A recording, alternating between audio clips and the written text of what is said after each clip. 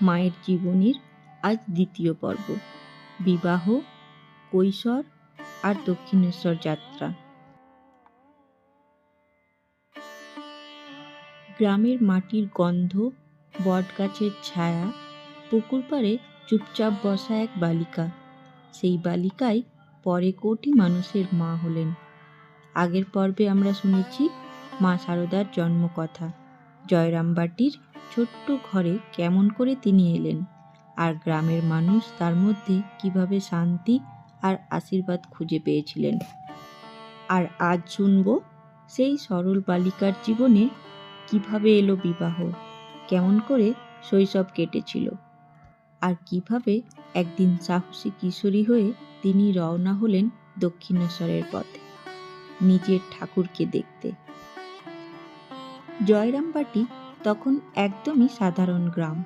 মাটির রাস্তা, কুড়ে ঘর, ক্ষেত আর মাঠে দিনমান গরু চড়ানো, শস্য কাটা।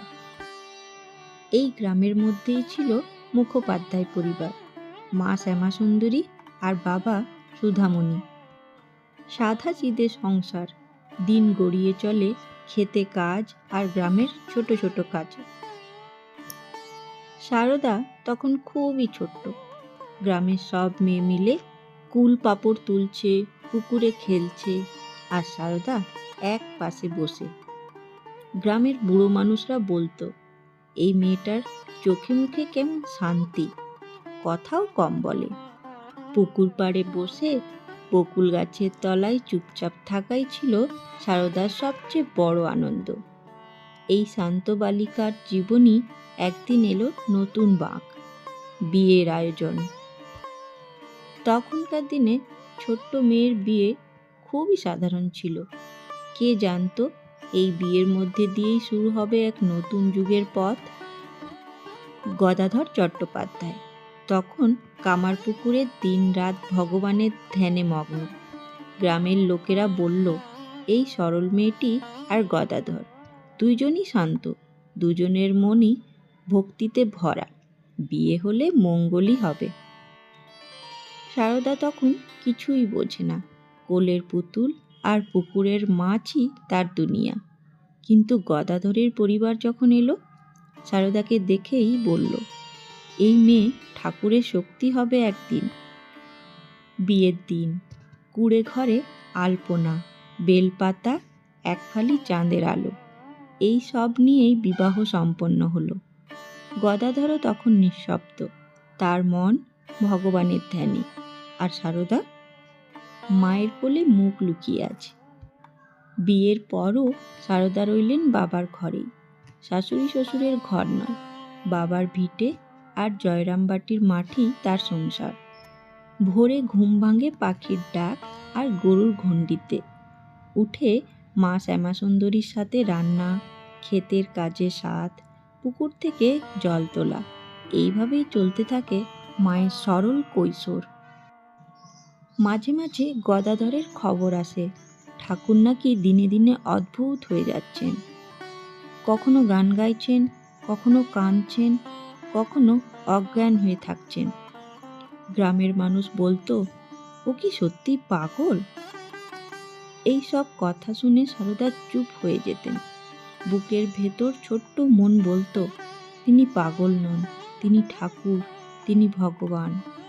বন্ধু মেয়েরা খেলতে ডাকতো, শারদা মাঝে মাঝে খেলতো, কখনো গাছের ছায়ায় বসে আপন মনেই ভাবতো, একদিন আমি যাব, দেখব নিজেই।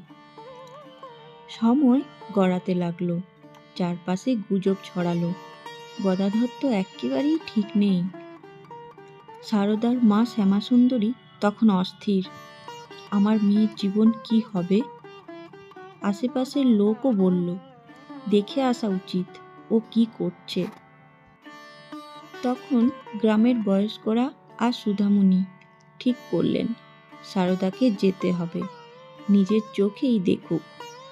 শারদা তখন 18 বছর বয়সে এক সরল বালিকা, সাদা মাটা শাড়ি, কপালে সিঁদুর, আর মনের মধ্যে এক অটল বিশ্বাস।